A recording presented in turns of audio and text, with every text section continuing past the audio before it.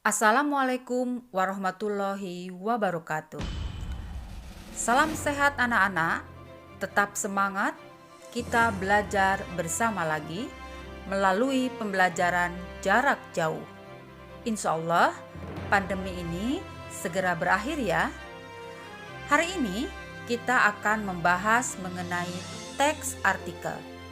Dimulai dari pengertian, ciri-ciri, struktur artikel, dan kebahasaan. Sebelum dimulai, marilah kita berdoa terlebih dahulu agar tetap diberi kesehatan dan Allah Subhanahu wa taala meridhoi kegiatan kita pada hari ini. Berdoa dipersilakan. Berdoa selesai. Anak-anak, selama kalian di rumah, apakah kalian sering mengikuti berita terkini? Apakah kalian punya gagasan atau kritik terhadap berita atau fenomena yang terjadi? Wah, sayang kan apabila kalian punya gagasan yang brilian tetapi tidak dituangkan dalam bentuk karya. Pokoknya hebat deh bila tulisanmu dimuat di media. Nah, itu dia. Bagaimana menuangkan gagasanmu pada sebuah artikel? Langsung saja yuk kita simak penjelasannya. Pengertian artikel. Artikel merupakan jenis tulisan yang berisi pendapat, gagasan, pikiran, atau kritik terhadap persoalan yang berkembang di masyarakat, biasanya ditulis dengan bahasa ilmiah populer. Sedangkan artikel opini adalah tulisan yang berisi pendapat penulis tentang data, fakta, fenomena, atau kejadian tertentu dengan maksud dimuat di surat kabar atau majalah. Artikel opini dilihat dari bentuknya termasuk dalam kategori teks eksposisi karena berisi argumen seseorang atau pandangan seseorang yang dimuat di surat kabar.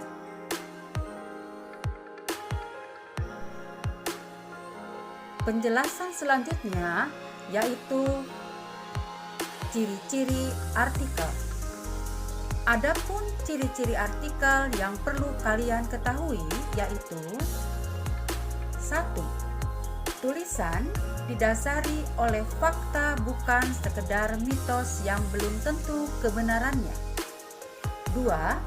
Bersifat faktual dan informatif.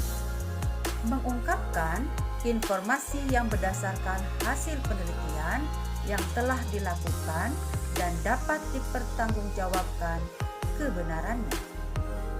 3. Mengandung opini atau analisis pemikiran-pemikiran penulis. 4. Menggunakan metode penulisan yang sistematis dengan tujuan agar semua informasi dalam artikel dapat diterima oleh masyarakat. 5. Menggunakan ragam bahasa yang resmi atau baku serta kalimat yang lugas, logis, denotatif, dan efektif akan membuat artikel terasa padat dan berisi.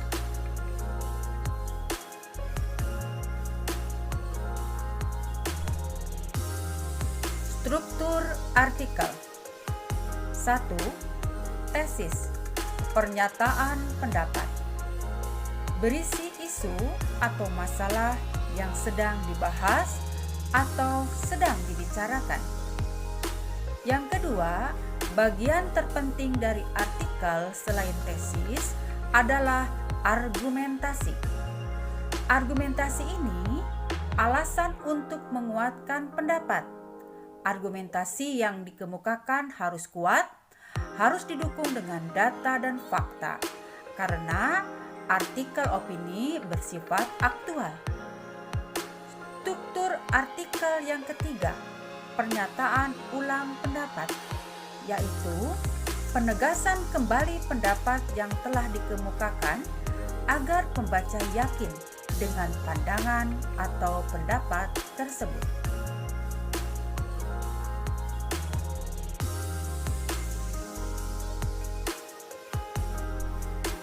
Baiklah anak-anak, kita akan membahas tentang kebahasaan teks artikel. Unsur kebahasaan artikel yang pertama yaitu menggunakan adverbia. Adverbia adalah kata yang memberikan keterangan pada verba, adjektiva, nomina predikatif, atau kalimat. Adverbia yang sering digunakan dalam teks formal yaitu adverbia frekuensi. Misalnya, selalu, kadang-kadang, biasanya, jarang, sering, sekali, dua kali, dan sebagainya. Unsur kebahasaan yang kedua menggunakan konjungsi atau kata hubung. Konjungsi merupakan sebuah kata yang digunakan untuk menghubungkan sebuah kata, frasa, klausa, atau kalimat. Konjungsi dapat berupa sebuah kata yang menghubungkan antar kata, antar kalimat, atau antar paragraf. Konjungsi yang sering digunakan dalam teks artikel yaitu pertama, konjungsi kronologis atau konjungsi urutan waktu. Contohnya, pertama, kedua, kemudian, berikutnya, dan sebagainya. Konjungsi yang kedua yaitu konjungsi kausalitas atau konjungsi sebab akibat. Konjungsi ini penting untuk memperkuat argumentasi. Contohnya, karena, jika, akibat, agar, oleh sebab itu, dengan demikian, dan lain-lain. Kebahasaan yang ketiga yaitu penggunaan kosakata. Kosakata adalah keseluruhan kata, perbendaharaan kata, atau istilah yang mengacu pada konsep tertentu yang dimiliki seseorang.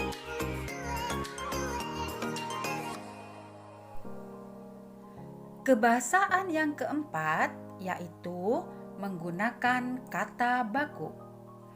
Kata baku adalah kata yang sesuai dengan kaidah-kaidah bahasa Indonesia. Kebahasaan yang kelima yaitu menggunakan kata rujukan.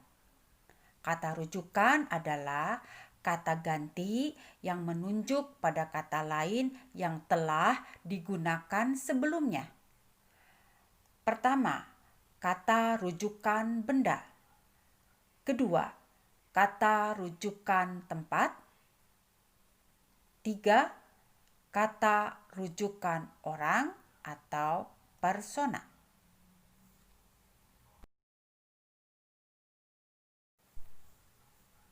Berikutnya, mengonstruksi artikel berdasarkan fakta. Pertama, pola pemecahan topik.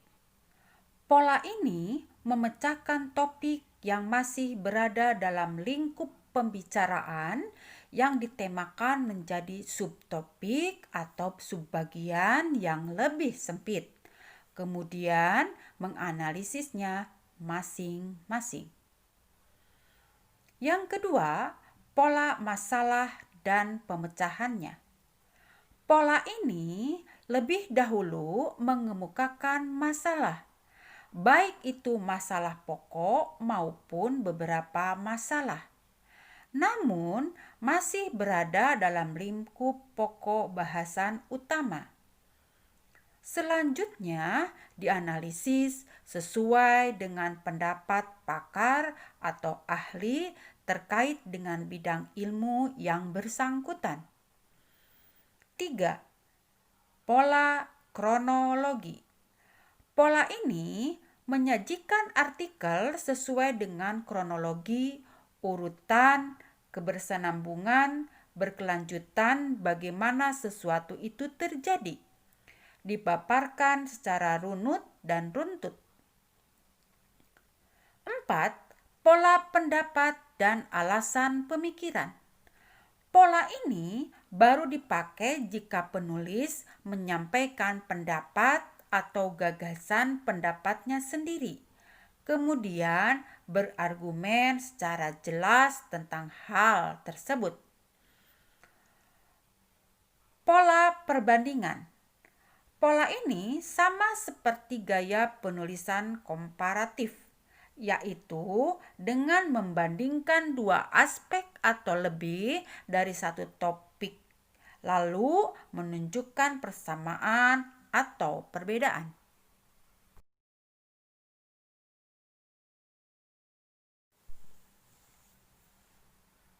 Mengevaluasi informasi dalam artikel. Dalam mengevaluasi informasi, kita dapat membedakan fakta dan opini dalam artikel. Fakta adalah keadaan atau peristiwa yang benar-benar ada atau terjadi di kehidupan nyata. Kebenaran yang dikandung dalam fakta ini sudah terbukti dan terverifikasi. Contoh, terhitung per Kamis 15 Oktober 2020, Ikatan Dokter Indonesia (IDI) mencatat ada total 136 dokter meninggal akibat COVID-19. Terdiri dari 71 dokter umum, 63 dokter spesialis, dan 2 dokter residen. Tersebar dari 18 wilayah provinsi dan 66 wilayah kota kabupaten.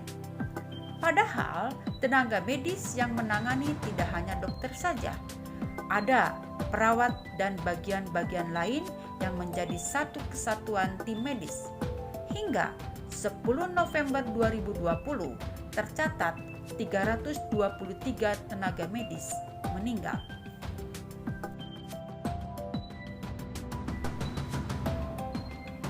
Berbeda dengan kalimat fakta yang mengandung kebenaran yang sudah terbukti, kebenaran dalam opini belum terbukti. Itu karena kalimat opini mengandung pendapat, pandangan, gagasan, sikap, saran, atau solusi penulis terhadap sebuah masalah atau kejadian yang sedang dibahas dalam artikelnya. Sekalipun demikian, bila sebuah opini pada akhirnya terbukti kebenarannya, maka opini tersebut berubah menjadi fakta. Contoh opini.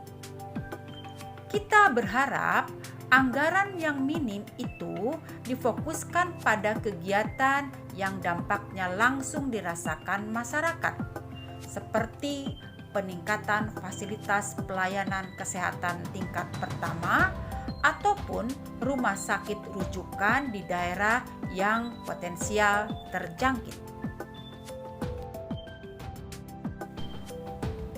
Anak-anak, demikianlah pembahasan mengenai materi teks artikel pada hari ini. Tentu saja masih banyak kelemahan dan kekurangan. Silakan kalian bisa mencari lagi di sumber dan referensi yang lain. Kita tutup pembelajaran hari ini dengan bacaan hamdalah. Alhamdulillahirabbil alamin. Assalamualaikum warahmatullahi wabarakatuh.